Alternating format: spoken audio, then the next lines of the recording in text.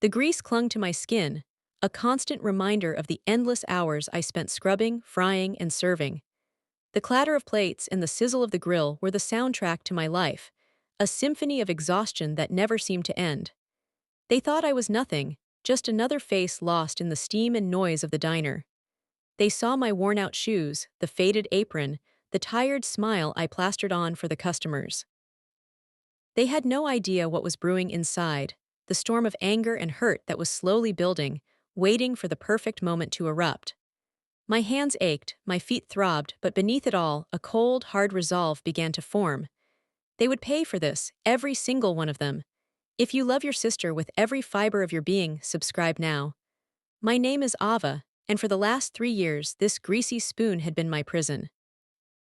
Ever since my parents passed away, I'd been struggling to make ends meet, working double shifts just to keep a roof over my head. The diner was owned by my uncle, a gruff, unsmiling man named Frank. He wasn't exactly family of the year material, but he gave me a job when no one else would, and for that I was grateful. Or so I thought. The truth was, Frank saw me as cheap labor, someone he could exploit without consequence.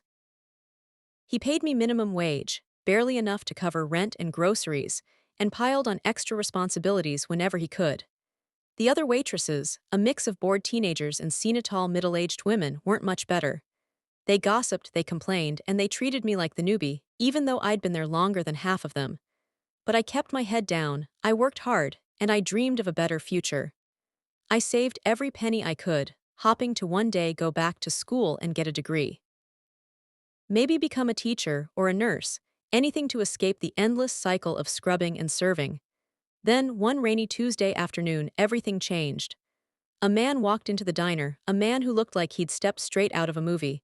He wore an expensive suit, his shoes were polished to a mirror shine, and he carried himself with an air of quiet confidence.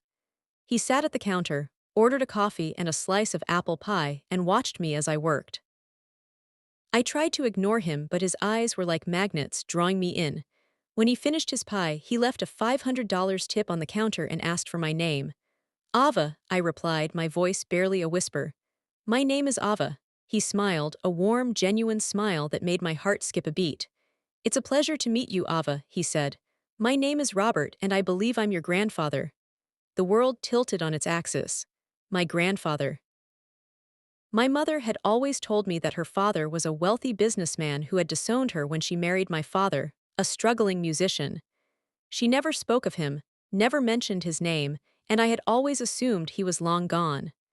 But here he was, standing in front of me, a lifeline in the middle of my despair. He explained that he had been searching for me for years, ever since my parents passed away. He had finally tracked me down through a private investigator and couldn't wait any longer to meet me. He wanted to take me away from the diner, give me the life I deserved, a life of comfort and opportunity. I was stunned, overwhelmed, and cautiously optimistic. It all seemed too good to be true.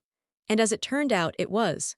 My Uncle Frank, overhearing the entire conversation, saw dollar signs. He knew that my grandfather was wealthy, and he wasn't about to let me leave without getting his share. The person I trusted most was one of them. Frank started acting like my best friend, showering me with fake compliments and empty promises. He even offered to invest my inheritance for me, claiming he had experience in the stock market. My grandfather, bless his heart, saw right through him. He warned me about Frank, told me not to trust him with a single penny. But Frank was persistent, and he knew how to play on my emotions. He reminded me of all he had done for me, how he had given me a job when I needed it most.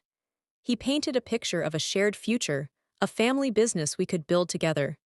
And I, blinded by a desperate desire for stability and belonging, fell for it. I convinced my grandfather to give Frank a chance, to invest a portion of my inheritance in the diner.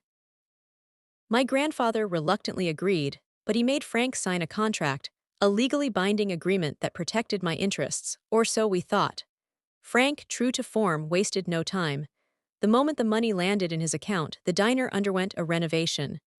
New booths were installed, a fancy espresso machine appeared behind the counter, and the menu got a complete overhaul, complete with inflated prices. But none of it benefited me. My wages remained the same, my workload doubled, and Frank's attitude shifted from fake friendly to downright hostile. He'd constantly criticize my work, nitpicking every detail, from the way I poured coffee to the way I greeted customers.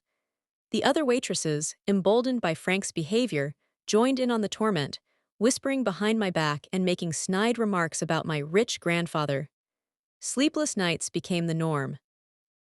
The weight of the injustice pressed down on me, a heavy blanket of anxiety and resentment. I tried talking to Frank, reminding him of our agreement, the promise of a shared future. But he just laughed, a cold, dismissive sound that sent shivers down my spine. He claimed the renovations were necessary for the business, that I needed to be patient and trust his judgment. But I saw through his lies. He was using my inheritance to line his own pockets, leaving me with nothing but empty promises and endless toil. My grandfather, sensing my distress, urged me to leave, to cut my losses and start over. But I was stubborn, determined to make things work. I couldn't bear the thought of admitting defeat, of letting Frank win. I started documenting everything, every instance of Frank's abuse, every penny he misspent. I kept a detailed record of my hours, my wages, and the tasks I performed. I knew I needed evidence if I ever wanted to fight back. The contract my grandfather had made Frank sign was supposed to protect me, giving me a percentage of the diner's profits and a say in its management. But Frank, with the help of a shady lawyer, found loopholes, ways to manipulate the numbers and keep me in the dark. He even started forging my signature on documents, transferring funds to his personal accounts without my knowledge. The pressure mounted, the stress became unbearable. I was working myself to the bone, struggling to keep up with the demands of the diner while simultaneously trying to gather evidence against Frank. My health started to suffer. I lost weight, my hair began to fall out, and I was constantly plagued by headaches and stomach problems. But I refused to give up. I had to fight back, not just for myself, but for my parents, for my grandfather, for everyone who had ever been taken advantage of. One evening, after a particularly grueling shift, I stumbled upon something that would change everything. I was cleaning Frank's office, a task he usually reserved for himself, when I noticed a file cabinet that was slightly ajar. Curiosity piqued, I opened it and began to sift through the contents. What I found was a treasure trove of incriminating evidence, forged documents, hidden bank statements, and a detailed plan to bankrupt the diner and leave me with nothing. But there was something else, something far more sinister, a document that revealed the truth about my parents' passing. It was a life insurance policy, taken out by Frank, nomming himself as the beneficiary. The policy had been cashed out shortly after my parents passed away. The realization hit me like a punch to the gut. Frank hadn't just exploited me, he had orchestrated my parents' accident. He had taken everything from me, my family, my inheritance, my future. And now he was going to pay. I smiled. They thought I was broken. But I was counting every second. The diner air seemed to thicken, the familiar smells of grease and coffee now suffocating. My breath hitched in my throat, each inhale a struggle. The life insurance policy document swam before my eyes, the stark black ink a cruel mockery of the vibrant life my parents had been cheated out of. Frank, my uncle, the man who was supposed to be family, he had orchestrated it all. The accident wasn't an accident. It was a calculated move, a cold-blooded grab for money.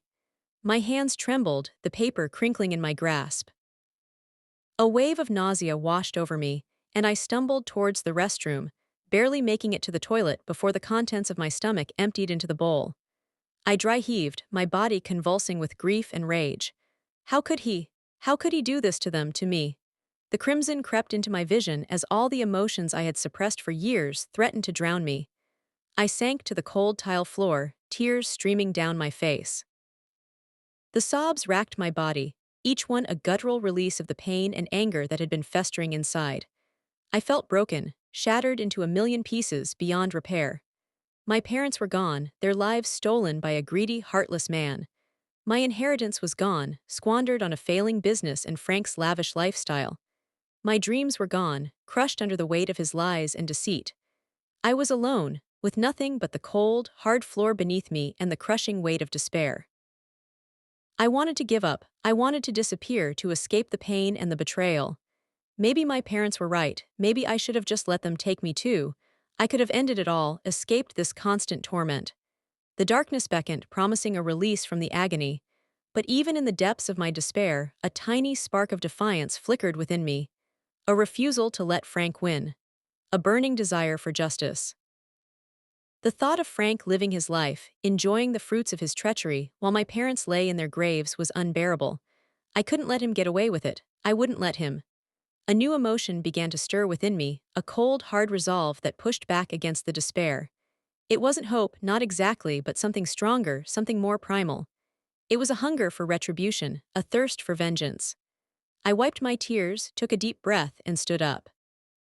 My legs were shaky, my body exhausted, but my mind was clear. I was no longer a victim. I was a planner. The diner door swung open and I saw myself reflected in the mirror behind the bar. No, this Ava was gone. Now I was a predator. The first step was to gather more evidence. I needed to be methodical, careful, and patient. I couldn't afford to make any mistakes. Frank was cunning, but I was smarter. I knew his weaknesses, his vulnerabilities.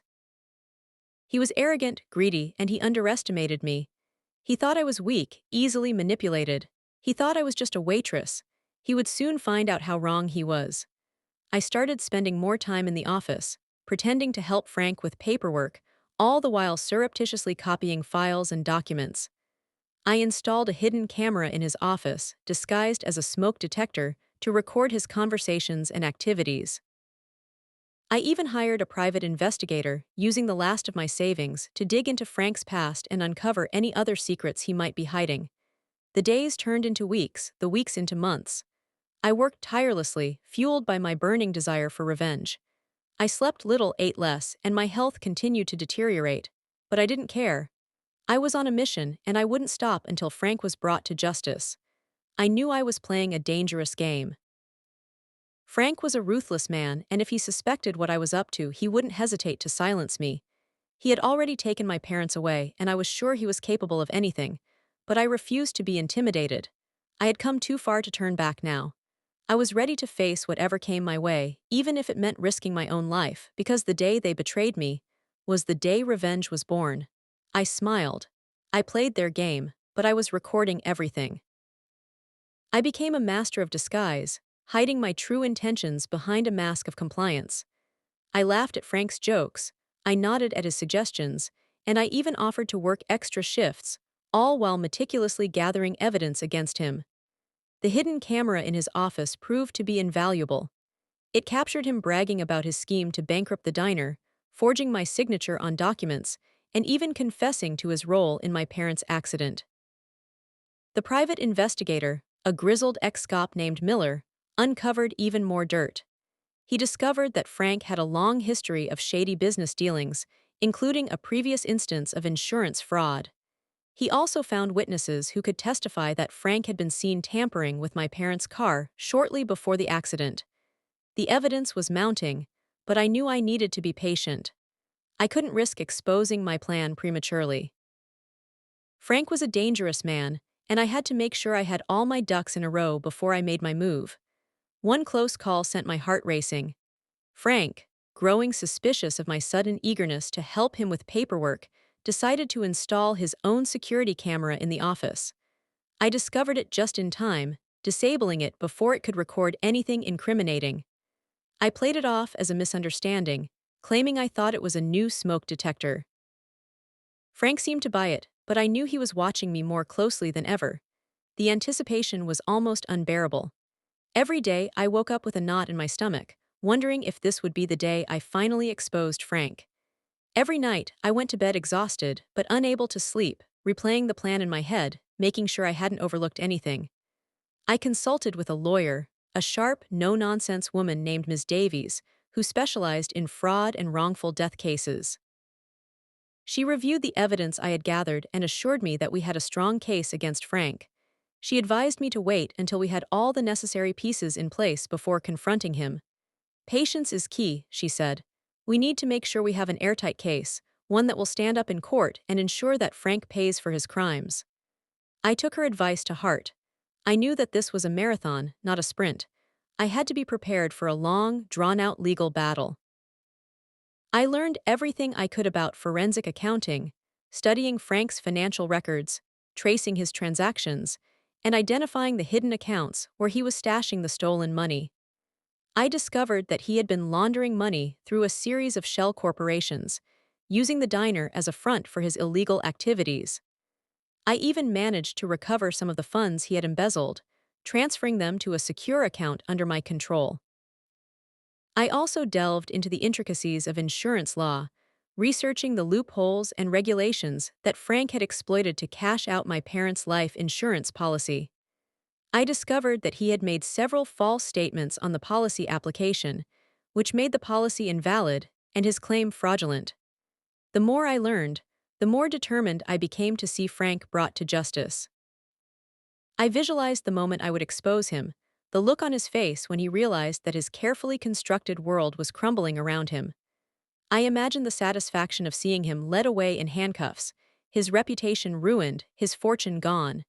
It was this vision that kept me going, that gave me the strength to endure the sleepless nights, the constant stress, and the ever-present danger.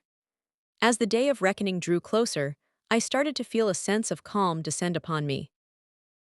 The fear and anxiety that had plagued me for so long began to dissipate, replaced by a quiet confidence.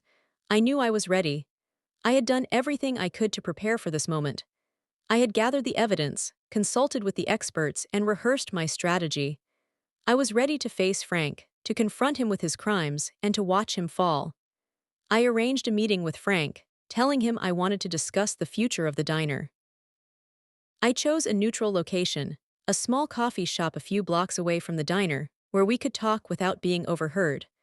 I knew he would be expecting me to ask for more money, to complain about my workload, or to threaten to leave. He had no idea what I was really planning.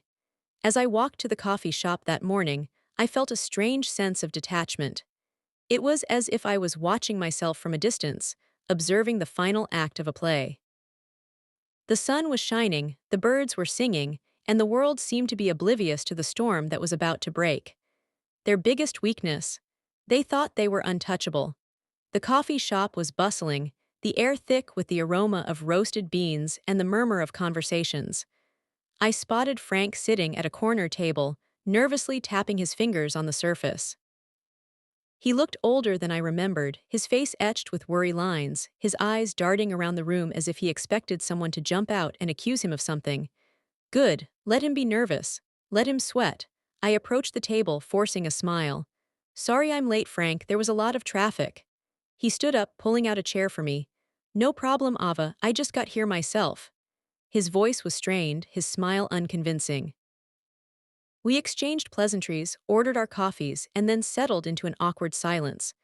I knew he was waiting for me to bring up the diner to start negotiating, but I had other plans.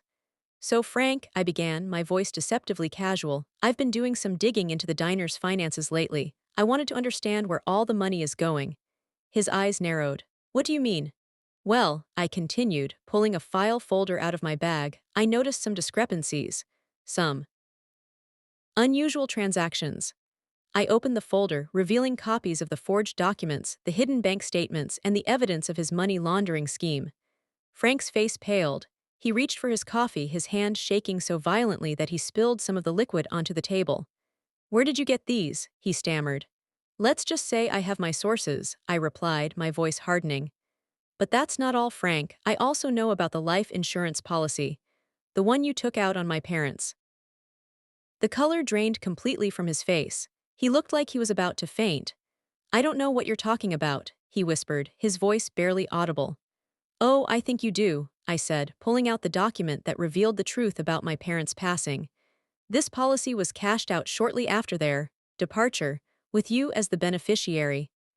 I watched as the realization dawned on him, as he understood that his carefully constructed web of lies had been exposed. His eyes darted around the room, searching for an escape, but there was nowhere to run. I had him cornered. You orchestrated it all, didn't you, Frank? I said, my voice filled with contempt. The accident wasn't an accident, it was a calculated move, a cold-blooded grab for money. He didn't respond. He just stared at me, his eyes filled with fear and desperation. I trusted you, Frank, I continued, my voice trembling with emotion. I looked up to you. You were supposed to be family. But you betrayed me, you betrayed my parents. And now you're going to pay. I leaned back in my chair, watching as Frank's world crumbled around him. He was a broken man, his face etched with guilt and despair. I knew I had won. But the victory felt hollow, tainted by the pain and loss that had brought me to this point. I had spent months planning this moment, dreaming of the satisfaction I would feel when I finally exposed Frank. But now that it was here, it wasn't as satisfying as I had imagined. It was just sad. I stood up, gathering my things. "I'm done here, Frank," I said, my voice devoid of emotion. "I've already contacted the authorities. They'll be here shortly to take you into custody." I turned to leave, but then I paused, turning back to face him one last time. "Oh, and Frank," I said, a cruel smile playing on my lips. "I almost forgot. I made sure to tell them about the hidden camera in your office. They'll be able to see everything you've been up to." I watched as the last vestige of hope drained from his face. He was completely defeated, utterly destroyed. I turned and walked away, leaving him to face the consequences of his actions. As I stepped out of the coffee shop, I took a deep breath of fresh air. The sun was still shining, the birds were still singing, but the world felt different now. Lighter, cleaner. I had finally avenged my parents. I had finally brought Frank to justice. And now, it was time to start a new chapter in my life. But just as I was about to walk away, my phone rang. It was Ms. Davies, my lawyer. "Ava," she said, her voice urgent, "I have some bad news. Frank has escaped." Frank has escaped. Ms. Davies' words hit me like a physical blow. All that careful planning, all the sleepless nights, the mountain of evidence I'd gathered, was it all for nothing? The anger, simmering beneath the surface for months, finally erupted. My hands clenched into fists, my nails digging into my palms. He wasn't going to get away with it, not this time. I asked Ms. Davies for any information she had. Apparently, during the commotion of the police arriving at the coffee shop, Frank had slipped away, exploiting the confusion to vanish into the crowded streets. He was a rat, and he was scurrying back into the shadows. But I knew his habits. I knew where he felt safe. I knew where he would run.